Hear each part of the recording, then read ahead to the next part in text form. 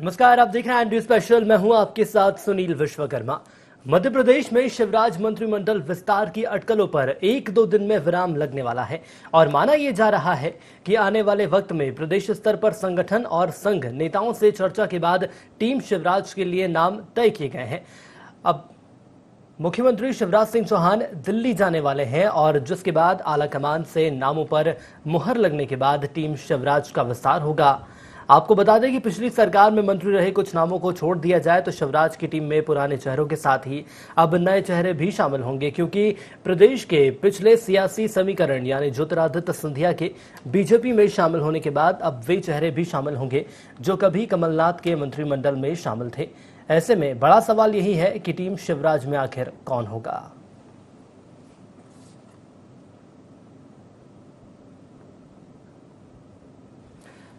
तो आपको बता दें कि प्रदेश में चौथी बार सरकार बनाने के बाद लगातार इंतजार की घड़ियां जो है वो बढ़ती ही जा रही हैं कि आखिर मंत्रिमंडल का विस्तार कब होगा। यदि हम वर्तमान दौर की बात करें तो 5 ऐसे मंत्री हैं जिन्हें शपथ तो दिला दी गई है, लेकिन इसके बाद सवाल ये सामने आ रहा है कि तमाम बीजेपी के ऐसे नेता हैं जो उम्मीद लगाए बैठे हैं कि मंत्रिमंडल का विस्तार होगा और उन्हें मंत्री पद दिया जा सकता है। लेकिन सवाल अब ये सामने आ रहा है कि कौन से वो खास चेहरे हैं जिन पर आलाकमान मेहरबान हो सकता है और किसको मौका मिल सकता है और कौन से वो लोग हैं जिन्हें ड्रॉप किया जा सकता है। हालांकि आपको बता दें कि शिवराज सिंह चौहान आज दिल्ली दौरे पर जाने वाले हैं और कहा यह जा रहा है कि सीएम शिवराज आज दिल्ली जाएंगे, जहां आलाकमान से मुलाकात करेंगे, आलाकमान से चर्चा करेंगे और निश्चित तौर पर यह कहा भी जा रहा है कि संभावित सूची भी सीएम अपने साथ लेकर जाएंगे। हालांकि सीएम ने यह पहले ही साफ कर दिया था कि जल्द ही मंत्रिमंडल का विस्तार होगा, लेकिन देखने वाली बात अब यह होगी कि तमाम सिंधिया समर्थक जो कहीं ना कहीं इस इंतजार में है कि हो सकता है उन्हें भी मंत्री बनाया जाए, क्या तमाम सिंधिया समर्थक इस मंत्रिमंडल में शामिल होंगे। और कहा यह भी जा रहा है, यदि हम ज्योतिरादित्य सिंधिया की बात करें कि जंबो कैबिनेट होना चाहिए, ऐसा उनके द्वारा कहा भी गया था, लेकिन यदि हम शिवराज सिंह चौहान की बात करें तो ये पहला उनका ऐसा कार्यकाल होगा मुख्यमंत्री बनने के बाद। लगातार पिछले 3 बार से हमने देखा और ये चौथी बार है जब शिवराज सिंह चौहान मुख्यमंत्री बने हैं। पहली बार ऐसा होगा जब इतनी संभावनाएं कम है उनके सामने अपनी ही टीम तैयार करने के लिए आखिर इतना लंबा उन्हें इंतजार करना पड़ रहा है। तो इंतजार खत्म होने को है, लेकिन देखने वाली बात यह होगी कि आलाकमान आखिर किस पर मेहरबान होगा। सीधे न्यूज रूम की ओर चलेंगे जहां संवाददाता हमारे साथ संदीप मिश्रा जुड़ चुके हैं। संदीप, मैं आपसे समझना चाहूंगा, यदि हम पिछले 4 सालों की बात करें तो शिवराज सिंह चौहान चौथी बार मुख्यमंत्री बन चुके हैं, लेकिन ये पहला ऐसा मौका है जब 3 महीने का वक्त बीत गया है लेकिन अभी तक मंत्रिमंडल का विस्तार नहीं हुआ। बिल्कुल सुनील, ऐसा शायद पहली बार मध्य प्रदेश के इतिहास में हुआ है। कितना लंबा समय मंत्रिमंडल विस्तार में लगा। पहले तो सिर्फ मुख्यमंत्री शिवराज सिंह चौहान की शपथ हुई, उसके बाद करीब 1 महीने का इंतजार करना पड़ा कुछ मंत्रियों की शपथ के लिए। दूसरी बार जब शपथ ग्रहण हुआ तो उसमें 5 मंत्रियों का शपथ ग्रहण करवाया गया और फिर उसके बाद एक बार फिर लंबा समय बीत गया। और अब जिस तरह से कयास लगाए जा रहे हैं कि 30 तारीख के अंदर मंत्रिमंडल का विस्तार हो सकता है। आज मुख्यमंत्री शिवराज सिंह चौहान दिल्ली रवाना हो रहे हैं संभावित दावेदारों की लिस्ट लेकर के, जहां बीजेपी के राष्ट्रीय अध्यक्ष जेपी नड्डा और केंद्रीय गृह मंत्री अमित शाह, उसके अलावा बीजेपी के जो वरिष्ठ पदाधिकारी हैं उनसे मुलाकात करेंगे और मुलाकात में के दौरान वो जो लिस्ट रखी जाएगी और लिस्ट में फिर फाइनल नामों को फाइनल किया जाएगा कौन कौन से नेताओं को मंत्री बनाना है। तो इस तरह से वहां पर प्रक्रिया होनी है, फिर उसके बाद यहां पर शपथ ग्रहण आयोजित किया जाएगा। मैं संदीप आपसे ये भी समझना चाहूंगा, यदि पिछले हम 3 वक्त की बात करें तो मुख्यमंत्री रहे शिवराज सिंह चौहान और संभवतः ये पहला ऐसा मौका रहेगा जब इतने असहाय मुख्यमंत्री लग रहे हैं, अपनी टीम उन्हें बनाना है लेकिन पूरा मौका नहीं मिल पा रहा है कि आखिर कौन से वो दावेदार हैं जिन्हें मंत्रिमंडल में जगह दी जाए। अब मैं सवाल आपसे ये जानना चाहता हूं कि बीजेपी के तमाम ऐसे नेता हैं जो लंबे वक्त से इंतजार कर रहे हैं कि आखिर उन्हें भी मंत्री बनाया जा सकता है, लेकिन क्या अब ये कहा जा सकता है मंत्रिमंडल का विस्तार होगा और एक बार फिर जो गुटबाजी है बीजेपी की वो देखने को मिल सकती है? सुनील, देखिए पहले और अब में बहुत बड़ा अंतर है बीजेपी में। इस बार भारतीय जनता पार्टी में 22 कांग्रेस के विधायक शामिल हुए हैं, जो इसके कारण भारतीय जनता पार्टी का कहीं न कहीं बैलेंस बिगड़ा है और वही कारण रहा है कि जिसके कारण मंत्रिमंडल विस्तार में इतनी देरी हुई, मंथन होते रहे लगातार, क्योंकि जिस तरह से कयास लगाए जा रहे थे कि जल्दी मंत्रिमंडल होगा तो कहीं न कहीं जातीय समीकरण और उसके अलावा क्षेत्रीय समीकरण, ये सारी चीज़ें बैठाने में और सिंधिया समर्थक कितने विधायक रहेंगे, मंत्री पद में शामिल होंगे। उसके अलावा जो भारतीय जनता पार्टी के पुराने नेता हैं उनको कितनों को मौका मिलेगा दोबारा, और फिर नए चेहरों को कितनों को शामिल करना है, ये सारी चीज़ें यहाँ पर शामिल करना था। और उसके अलावा यहाँ पर सुनील और भी बड़ी बात यह है कि 24 सीटों में चुनाव होना है और 24 सीटों को देख करके ही यहाँ पर मंत्रिमंडल का विस्तार होगा, क्योंकि जो भिंड और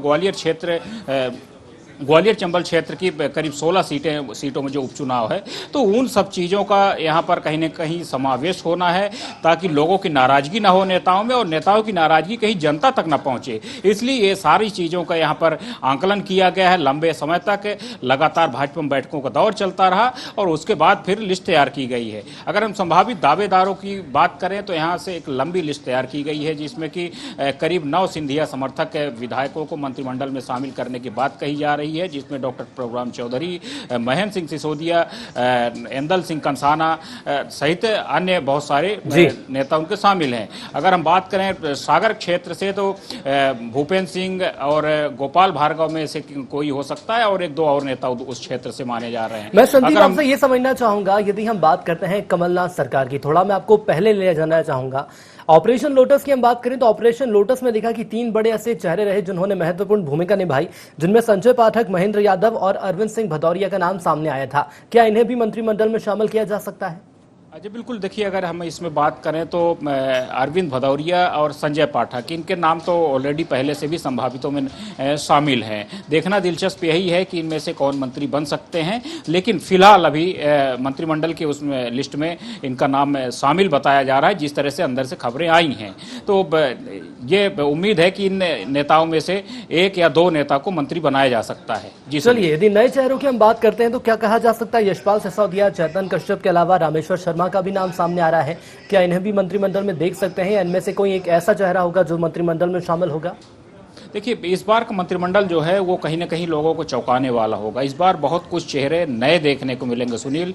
इस बार सेकंड लाइन के लोगों को, नेताओं को तैयार करने की एक बात निकल करके सामने आई है भारतीय जनता पार्टी में, क्योंकि अब मैक्सिमम में जितने भी जो पूर्व मंत्री रहे हैं तो वो सब 55 के पार हो चुके हैं या 60 के पार कहें तो हो चुके हैं। तो एक सेकंड लाइन अब तैयार कर रही है भारतीय जनता पार्टी, जिसमें कुछ चेहरे नए दिखेंगे, कुछ नए चेहरों को यहाँ पर मौका भी देना चाहती है भारतीय जनता पार्टी, ताकि जो ये 3 साल का मौका है तो 3 साल के दौरान उनकी क्षमता को परखा जाए, फिर उसके बाद उनको नई जिम्मेदारियां सौंपी जाए, क्योंकि 3 साल के बाद एक बार फिर चुनाव आएगा मध्य प्रदेश में। लिहाजा इन सारी चीज़ों का यहाँ पर आकलन किया जाएगा। तो इस बार मंत्रिमंडल का जो विस्तार होना है तो इस बार बहुत सारी पेचीदगियां रहेंगी, बहुत सारा नयापन रहेगा, बहुत सारी चीज़ें अलग देखने को मिलेंगी। संदीप, एक बात तो साफ है कि जो सिंधिया समर्थक है तमाम उन्हें मौका मिल सकता है मंत्री बनने का, लेकिन उन सीटों पर जो कि बीजेपी के नेता लंबे वक्त से बीजेपी के लिए काम कर रहे हैं, असंतुष्ट के जो स्वर हैं वो तो निकलना लाजमी है। लेकिन क्या उन्हें संतुष्ट कर लिया गया है, या ये कहा जा सकता है उन्हें संतुष्ट करेगी बीजेपी, या आने वाले वक्त में ऐसे कोई समीकरण देखने को मिल रहे हैं? और यदि नए संभावित चेहरों की मैं बात करूं तो यहां पर मोहन यादव का नाम निकलकर सामने आ रहा है। इसके अलावा यदि उषा ठाकुर की हम बात करें संदीप, तो उषा ठाकुर का भी नाम निकलकर सामने आ रहा है, जो कि नए संभावित चेहरे हैं। जी बिल्कुल, नए संभावित चेहरे है ही हैं, और उसके अलावा कुछ ऐसे भी हैं जिनके नाम हम नहीं ले रहे हैं या मीडिया में आमतौर पे नहीं आ रहा है। बहुत से चेहरे देखने को मिल रहे हैं जो कम से कम 5 से 6 बार विधायक बन चुके हैं भारतीय जनता पार्टी में, और उनको पिछली जो 15 साल तक सरकार रही तो उस दौरान एक बार भी मंत्री बनने का मौका नहीं मिला है। और वही सारी चीज़ें देखने को मिली है कि भारतीय जनता पार्टी कार्यालय में लगातार कसरत का दौर चलता रहा है। लगातार बीजेपी के जो वरिष्ठ विधायक हैं 3 बार, 4 बार, 5 बार जीत करके आए हैं, तो वो कहीं ना कहीं भारतीय जनता पार्टी में दस्तक देते रहे। मुख्यमंत्री शिवराज सिंह चौहान के निवास में उन्होंने दस्तक दी, यहां तक कि दिल्ली तक उन्होंने दस्तक दी है। सारे नेता वो जो पुराने हैं वो चाहते हैं कि एक बार हमें भी मंत्री पद मिलना चाहिए। लिहाजा इन सब चीजों पे लगातार अभी भी भारतीय जनता पार्टी जूझ रही है। अब लिस्ट तैयार हो चुकी है, मुख्यमंत्री शिवराज सिंह चौहान आज दिल्ली रवाना हो रहे हैं। किसकी किस्मत यहाँ पर खुलती है ये दिलचस्प होगा, और किसकी किस्मत यहाँ खुलेगी देखने वाली बात होगी। लेकिन संदीप, यदि दूसरी ओर हम कांग्रेस की बात करें तो उपचुनाव सर पर है, और उपचुनाव से पहले कांग्रेस के लगातार तमाम बड़े नेताओं के बयान ये सामने आए हैं कि यदि शिवराज मंत्रिमंडल का विस्तार होगा तो कहीं ना कहीं बीजेपी में फूट रहेगी, और इसीलिए मंत्रिमंडल विस्तार में इतना वक्त लग रहा है। तो क्या यह माना जाए वाकई में कांग्रेस के आरोपों में दम है? बिल्कुल देखिए, जिस तरह से खबरें आ रही तो उसमें कोई शक नहीं है कि जो कांग्रेस की तरफ से आरोप लगाए गए हैं तो उसमें भी कोई ज़्यादा डाउट नहीं है। लगातार जिस तरह से भाजपा में विवाद की खबरें उठती रही हैं तो यहाँ पर कांग्रेस विपक्ष में बैठी है, उसका चुटकी लेने में कोई हर्ज नहीं है। जिस तरह से कल पूर्व मंत्री पीसी शर्मा ने भी कहा था कि मंत्रिमंडल का विस्तार होते ही भारतीय जनता की जो आपसी कलह है वो बाहर आ जाएगी और जो विवाद हैं वो सारे बाहर आ जाएंगे, क्योंकि अभी तक उन विवादों के कारण ही मंत्रिमंडल का विस्तार नहीं हुआ है। और अगर मंत्रिमंडल का विस्तार हो जाता है तो वो सारे विवाद सामने आएंगे और कहीं न कहीं संगठन को यहाँ पर भूमिका निभानी पड़ेगी। संगठन भी इनको कहीं न कहीं शांत करने में असक्षम साबित होगा। तो यहाँ पर लगातार कांग्रेस पार्टी की ओर से इस तरह से बयान जरूर जारी किए गए हैं। जी सुनिए। लेकिन संदीप, यदि प्रदेश अध्यक्ष वीडी शर्मा की हम बात करें तो लगातार ऐसे बयानों को लेकर उनका पलटवार सामने आता है कि बीजेपी एक परिवार है और परिवार के तौर पर तमाम मामले जो हैं उन्हें आंतरिक तौर पर ही सुलझा लिया जाएगा। तो क्या ये कहा जा सकता है उपचुनाव से पहले जो मुद्दा बीजेपी कांग्रेस के हाथ में लगा है, इसे भुनाने में कांग्रेस असफल नजर आ रही है? देखिए, अगर हम बात करें तो यहाँ पर भारतीय जनता पार्टी भी काउंटर अटैक के लिए लगातार तैयार रहती है। कांग्रेस भले कुछ भी कर रही हो, लेकिन जिस तरह से भारतीय जनता पार्टी ने यहाँ पर अभी अपना एक्शन प्लान तैयार किया है, खासकर अगर हम बात करें तो जो कांग्रेस के सबसे बड़े चेहरे और पूर्व मुख्यमंत्री और पूर्व केंद्रीय मंत्री रह चुके हैं कमलनाथ, उनको पर जिस तरह से काउंटर अटैक किया है भारतीय जनता पार्टी ने, तो यहाँ पर कहीं ना कहीं बैक फुट पर कांग्रेस है। अभी यहाँ फ्रंट फुट पर खेल रही है भारतीय जनता पार्टी। फिलहाल लगातार योजनाएं बनाई जा रही हैं। कांग्रेस के नेताओं को एक एक करके घेरने के जितने भी संभावित बड़े चेहरे कांग्रेस पार्टी के हैं, सभी को घेरने के लिए बीजेपी की ओर से रणनीति बनाई गई है। एक एक वहां पर बीजेपी में टीम भी तैयार की गई है जो मुद्दे तैयार कर रही है, जमीनी हकीकत टटोल रही है चुनावी क्षेत्रों में भी। तो सारे नेताओं के लिए बीजेपी में अलग से रणनीति तैयार है। तो कहीं ना कहीं यहाँ पर फिलहाल कांग्रेस बीजेपी से नीचे है। चलिए, साफ तौर पर ये कहा जा सकता है कि बीजेपी फ्रंट फुट पर है और कांग्रेस बैक फुट पर है। मैं रोकना चाहूंगा आपको। बीजेपी से प्रवक्ता राजपाल सिंह सिसोदिया जी हमारे साथ जुड़ चुके हैं। राजपाल जी, बहुत स्वागत आपका ND24 में। जी नमस्कार राजपाल जी, इंतजार खत्म होने को है। लंबे वक्त से अटकलें लगाई जा रही थी और कहा यह जा रहा है कि सूबे के मुखिया आज कुछ ही देर बाद दिल्ली जाने वाले हैं और कहा यह जा रहा है कि केंद्रीय नेतृत्व से मुलाकात की जाएगी, मंत्रिमंडल को लेकर विस्तार से चर्चा की जाएगी। क्या ये कहा जा सकता है 30 तारीख जो वक्त दे रहे हैं, 30 तारीख को मंत्रिमंडल का विस्तार होगा या इससे पहले? नहीं, विगत दिनों माननीय मुख्यमंत्री शिवराज सिंह चौहान जी का हम सब लोगों ने वर्जन सुना था। उन्होंने ये कहा था कि शीघ्र मध्य प्रदेश के मंत्रिमंडल का विस्तार वो करने जा रहे हैं और मैं समझता हूँ कि उसकी तैयारी भी भारतीय जनता पार्टी प्रदेश संगठन के साथ बैठ के भी उन्होंने करने का काम किया है, अन्य वरिष्ठ नेताओं के साथ बैठ के भी करने का काम किया है।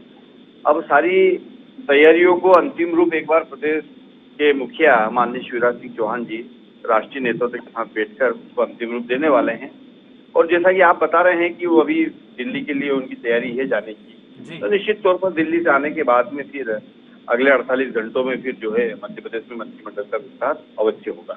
राजपाल जी, यदि नए चेहरों की हम बात करें तो ऑपरेशन लोटस में हमने देखा कि महत्वपूर्ण भूमिका निभाई थी संजय पाठक ने, महेंद्र यादव ने और अरविंद सिंह भदौरिया ने, माफ करिएगा। तो क्या इनमें से कोई एक नाम भी हमें देखने को मिल सकता है?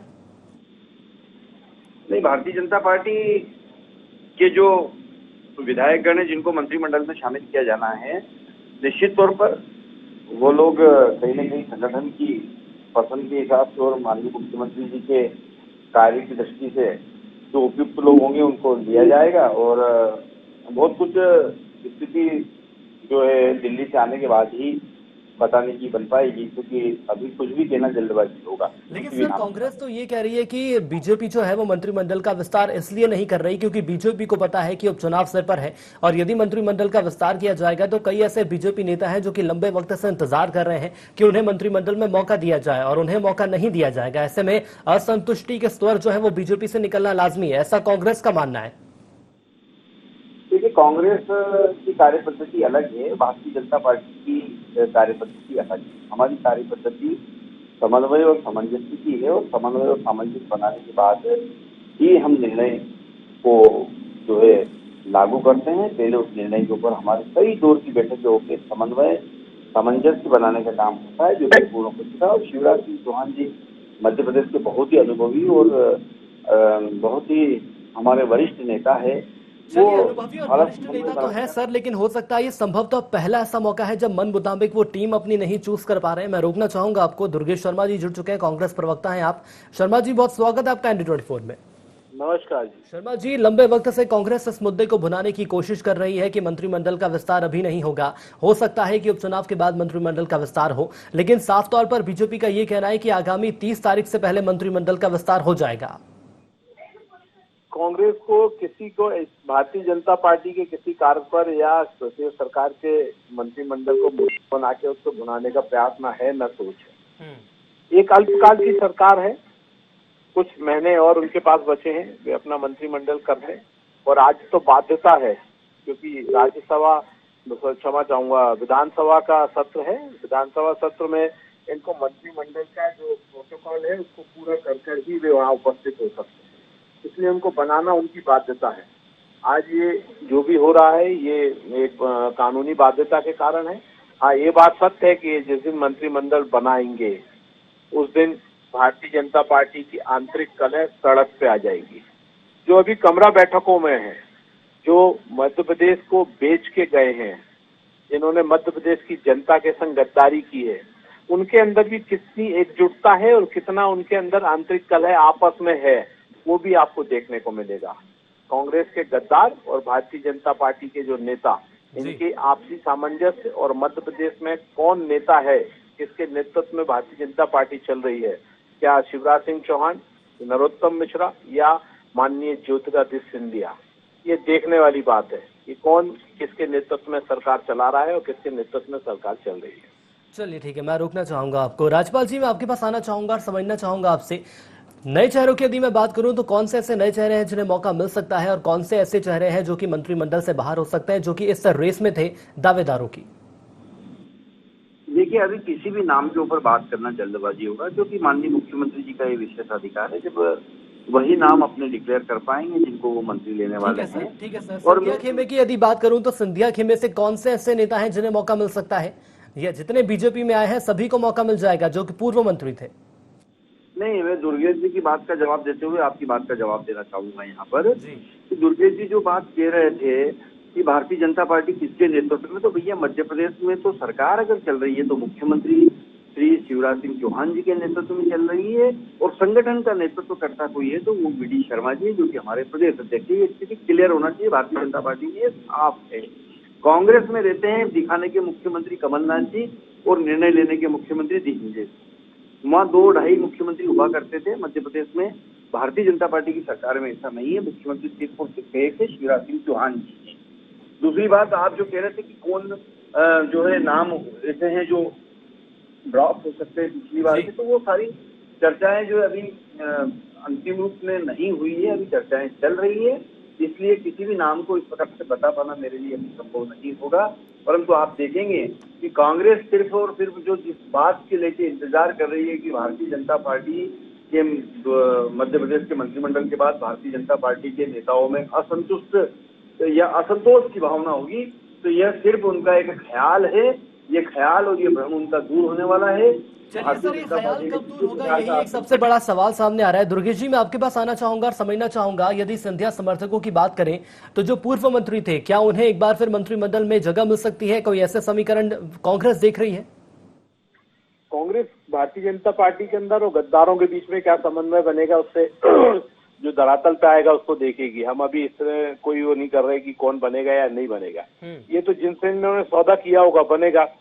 और राजपाल जी जो नेतृत्व की बात कर रहे थे, तो मध्य प्रदेश में दिखाई दे रहा है कि कौन सीएम है और कौन सुपर सीएम है, कौन किसके घर में कितने नेता चाय पीने और नाश्ता करने के लिए जा रहे हैं और वो किसके घर पे अभी तक पानी तक पीने नहीं गए। दिख रहा है, नरोत्तम मिश्रा अपनी ताकत का एहसास करा रहे हैं। हर भाजपा का नेता उनके घर पहुंच रहा है। जो जिन्होंने गद्दारी करके कांग्रेस की सरकार को अपदस्थ किया, वो भी उनके घर पहुंचे। लेकिन सर, तो सीएम और सुपर सीएम की यदि मैं बात करूं तो ऐसा जब कमलनाथ की सरकार थी उस वक्त कहा जा रहा था कि सीएम कमलनाथ है और super CM deputy CM Digvijay Singh है। ऐसा बीजेपी कहती थी, क्या वही चीज अब कांग्रेस कर रही है?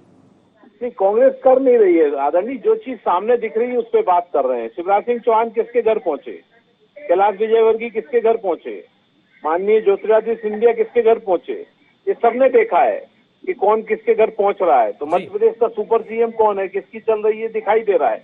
और आज शिवराज सिंह चौहान केवल इधर से उधर भटक रहे हैं, कभी ईश्वर की शरण में जा रहे हैं, कभी किसी की शरण में जा रहे हैं, क्योंकि वे मध्य प्रदेश में मंत्रिमंडल का गठन नहीं कर पा रहे हैं।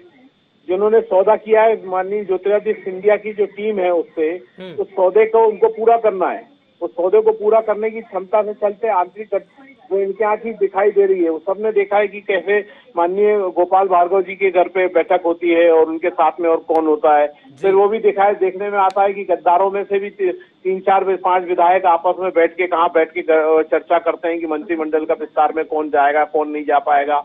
तो ये सब चीजें पूरी आज मीडिया के माध्यम से ही समाज के सामने आ रही हैं। आप ही लोग उस चीज की जानकारी दे रहे हैं, उसी के वीडियो क्लिप्स और फोटोग्राफ आप ही लोग दे रहे हैं। चलिए सर, तो आपको तमाम जानकारियां हैं बीजेपी के बारे में, इतना और बता दीजिए कि आखिर विस्तार क्यों नहीं हो पा रहा, कहां सुई अटक रही है बीजेपी की? बिल्कुल सुई यूं अटक रही है कि जो सिंधिया जी से उन्होंने सौदे किए हैं, उस सौदे के चलते ये यदि उस सौदे को पूरा करते हैं तो ये अपने यहाँ के कार्यकर्ता और नेताओं के संग में अविश्वास करेंगे, विश्वासघात करेंगे। जब वे यहाँ पर करेंगे तो उधर लड़ाई है और यदि उधर नहीं करेंगे तो उधर लड़ाई है। तो ये आंतरिक कलह में फंसे हुए हैं और आज मध्य प्रदेश में ये तय नहीं कर पा रहे हैं कि मध्य प्रदेश किसके नेतृत्व में चल रहा है और मंत्रिमंडल का विस्तार कौन करवा रहा है। चलिए, कुल क्या मिलाकर कहा जा सकता है आपका ये मानना है कि आंतरिक कलह को शांत करने का बीजेपी मौका तलाश रही है और हो सकता है इसलिए भी लेट हो रहा है मंत्रिमंडल का विस्तार, ऐसा आपका मानना है? एक जवाब ले लूंगा राजपाल जी से। राजपाल जी, क्या वाकई में ऐसा है? ये दुर्गेश जी जो बात करें ना, ये बिल्कुल जो है कहीं ना कहीं जो है ये अभी तक की सरकार के गिरने के सदमे से उबर नहीं पाए। ये जो लोग थे जो जिनको ये संभाल नहीं सके, उनको गद्दार जैसे शब्द से जो सम्मानित करने का काम कर रहे हैं, मैं समझता हूँ कि ये अभी मानसिक स्तर इनका अभी ठीक हो ही नहीं पाया। सरकार गिरने का सदमा अभी ठीक हुआ नहीं है।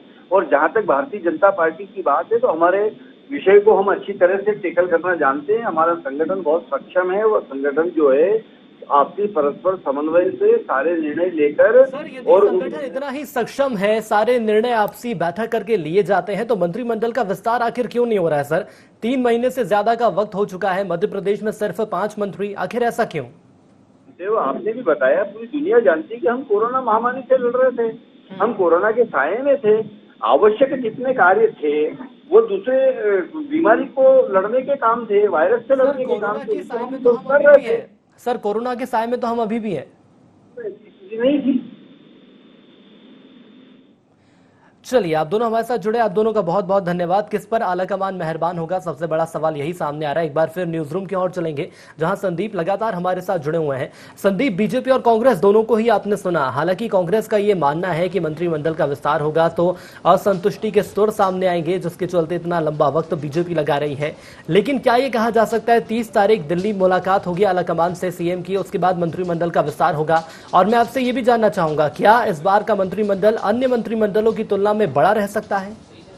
जी बिल्कुल, देखिए बड़ा होने की संभावना तो अभी ज़्यादा नहीं दिख रही। जैसे कि तत्कालीन कमलनाथ सरकार में 28 मंत्रियों का कुनबा था, तो इस बार भी करीब करीब उतना ही रहेगा। 5 मंत्री ऑलरेडी पहले से बन चुके हैं और जिस तरह से खबरें निकल करके सामने आई है कि करीब 23 मंत्री यहाँ पर शपथ ले सकते हैं, यानी कि अभी बड़ा मंत्रिमंडल नहीं होगा। उसके अलावा अभी जगह रखी जाएगी, क्योंकि जो 24 सीटों में चुनाव होने जा रहा है, तो 24 सीटों में क्या परिणाम होंगे और कौन से नेता फिर से जीतेंगे, तो इन सारी चीज़ों के लिए अभी यहाँ पर जगह रखी जाएगी। करीब 33-34 मंत्री मध्य प्रदेश में बनाए जा सकते हैं। लिहाजा अभी कुछ यहाँ पर आरक्षित सीटें रखी जाएंगी ताकि भविष्य को देखते हुए एक बार फिर से मंत्रिमंडल का विस्तार हो सके और जो नाराज नेता रहें तो उनको कहीं ना कहीं पार्टी में एक बार मंत्रिमंडल में समाहित किया जा सके। इसलिए एक मौका यहाँ पर सरकार रखेगी और कुछ जगहें खाली करके रखेगी। चलिए, कुछ जगह खाली करके रखेगी, लेकिन देखना होगा कि आखिर किस पर आलाकमान मेहरबान होगा। संदीप, हमारे साथ जुड़ने के लिए आपका बहुत धन्यवाद। तो कुछ ही देर बाद सूबे के मुखिया शिवराज सिंह चौहान दिल्ली के लिए रवाना होने वाले हैं और कहा यह जा रहा है कि आलाकमान से मुलाकात के बाद साफ तौर पर यह कहा जाएगा कि मंत्रिमंडल का विस्तार होगा। हालांकि सिंधिया समर्थकों को मौका मिल सकता है, ऐसा मानना है बीजेपी का, लेकिन सवाल यह भी सामने आ रहा है कि यदि सिंधिया समर्थकों को मौका मिलेगा तो बीजेपी के कई ऐसे नेता हैं जो कि दावेदारों की लिस्ट में हैं और यदि उन्हें मौका नहीं मिलेगा तो असंतुष्टि के स्तर सामने आएंगे। देखना होगा कि आंतरिक कलह से दूर रहने के लिए या आंतरिक कलह को सामने न आए, ऐसी स्थितियां निर्मित ना हो, जिसके लिए बीजेपी आखिर कौन से वो कदम उठाएगी, सबसे बड़ा सवाल यही सामने आ रहा है। और देखना होगा कि आगामी वक्त के लिए बीजेपी का मंत्रिमंडल को लेकर रणनीति क्या रहेगी, रोड मैप आखिर क्या रहेगा। इसी के साथ एनडी स्पेशल मैच के लिए इतना ही। दीजिए इजाजत, नमस्कार।